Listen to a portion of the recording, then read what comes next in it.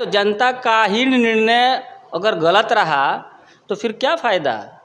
जनता को फिर इस बार चुनाव है, फिर सारे लोग आएंगे और फिर जनता वही करेगी जो वो पहले से है।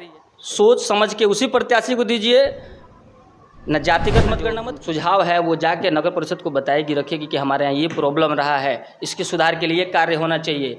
ये कार्य मेरे पास रहा है, मेरे पास नाले का प्रॉब्लम रहा है, इसको सपोर्ट सुलझाइए।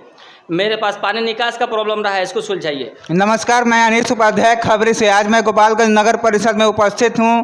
आप सभी लोग जानते हैं कि 10 अक्टूबर को नगर परिषद का चुनाव होने वाला था, लेकिन सरकार की गलत नीतियों पर हाई कोर्ट के आदेशानुसार वह जो है स्थगित कर दिया गया चुनाव। अभी अगली तारीख क्लियर नहीं हुई है। इसी बीच गोपालगंज नगर परिषद के वार्ड नंबर 23 के भावी पार्षद जो प्रत्याशी जो हैं हमारे साथ जुड़ेंगे। आइए उनसे हम लोग बातें करेंगे, आखिर वो किन मुद्दों पर बातें करेंगे, चुनावी मुद्दा उनका क्या है, जीतने के बाद वो क्या करेंगे, इन्हीं सबों पर बात करेंगे। कुछ सवाल मीठे भी होंगे और कुछ सवाल कड़वे भी होंगे। और आप लोगों को बता दें कि हमारे साथ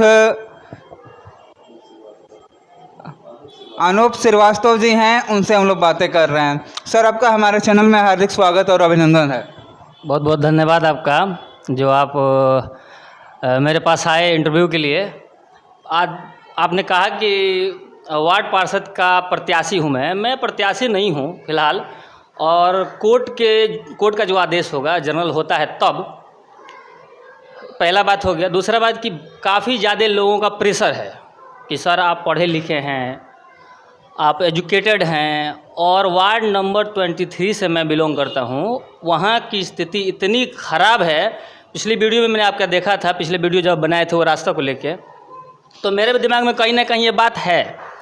अप्सरा sari showroom, fancy sari, salwar suit एवं शूटिंग शर्टिंग के लिए एक बार सेवा का मौका अवश्य दें। लोहापट्टी रोड, रक्सौल, एक दाम की दुकान। कि हम जिस तरह से हम लोग जो जिए हैं, जिस तरह से हमारे पिताजी या जो पहला जनरेशन हुआ है, अब वैसे उस तरह से चीज़ें ना हों और बेहतर हों। मैं किसी को निगेटिव पॉइंट नहीं दिखाऊंगा कि इसने ये किया, उसने वो किया, इसने ये कर दिया, ऐसा कर दिया, वैसा कुछ नहीं। अगर लोगों का सपोर्ट रहा और जिस तरह से लोग मोटिवेट कर रहे हैं या बढ़ चढ़ के लोग कह रहे हैं कि सर आप आ जाओ, आप इलेक्शन लड़ लो, शिक्षित लोग आएंगे तो विकास होगा, तो ऐसा अगर रहा और सबका सपोर्ट रहा तो डेफिनेटली मैं आऊँगा मैदान में। अभी तो मैं क्लियर नहीं बताऊँगा, लेकिन आऊँगा। पहला सवाल। दूसरा सवाल, चुनावी मुद्दा जहाँ तक है, तो लड़ाई का जहाँ तक सवाल है, तो मैंने इसके पहले भी जिसके साथ हम लोग रहे हैं, नेम तो मैं नहीं बताऊंगा, वो भी सुनेंगे हमको, तो काम हुआ है। और अगर मैंने निश्चय किया और मैं अगर मैदान में आया। सर, आप टीचिंग लाइन से जुड़े हुए हैं और राजनीति में जा रहे हैं, तो आखिर टीचिंग लाइन को छोड़ के राजनीति में जाने का क्या मकसद है?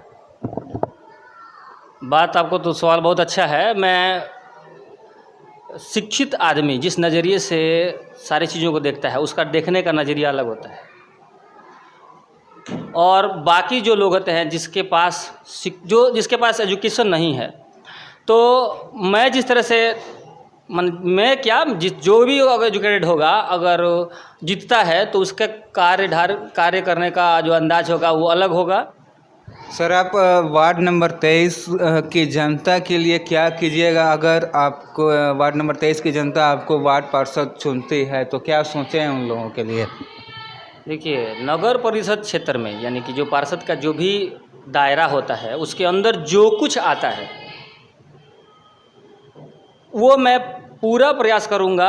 अगर मैंने चुनाव लड़ा और मैं जीता तो मैं पूरा प्रयास करूंगा कि जितना मेरा कैटेगरीज है, जितने काम हमारे कैटेगरीज में आते हैं, चाहे वो एजुकेशन से रहा हो, या वो शिक्षा से रहा हो, या वो स्वास्थ्य से रहा हो, जैसे भी रहा हो, जो कार्य इसके अंतर्गत आता है, मैं पूरी तरह कोशिश करूंगा कि ज़्यादा से ज़्यादा चीज़ों को अपने वार्ड में ला सकूं और बढ़िया से बढ़िया अपने वार्ड को बना सकूं।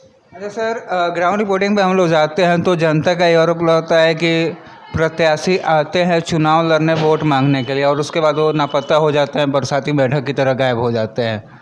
बस चुनाव में दिखते हैं, जब समस्या होती है आम जन की तो उस समय नहीं दिखते हैं। देखिए, इसमें प्रत्याशी की कोई गलती नहीं है। प्रत्याशी तो आएगा ही 5 साल बाद। चुनना किसको है? प्रत्याशी को चुनना है कि आपको चुनना है, ये बताइए।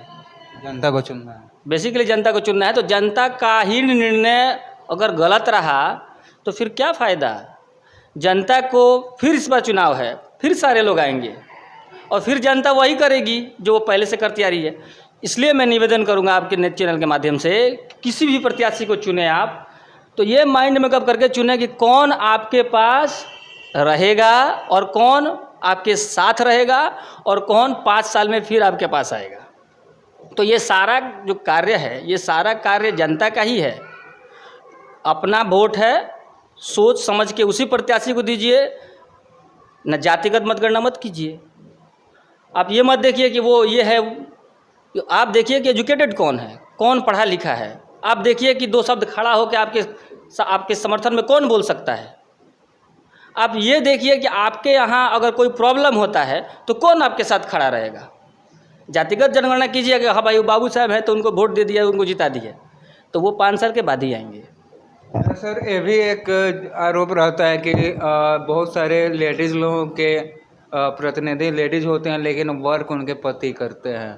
तो जो प्रतिनिधि होता है, जो जनप्रतिनिधि होता है, वो आखिर क्षेत्र में नहीं आते हैं। उनके जो हस्बैंड होते हैं या देवर होते हैं या बेटा होते हैं, वो लोग वर्क करते हैं। इस पर आपका क्या कहना है? देखिए, ये वर्क पार्ट टाइम जॉब हो गया है।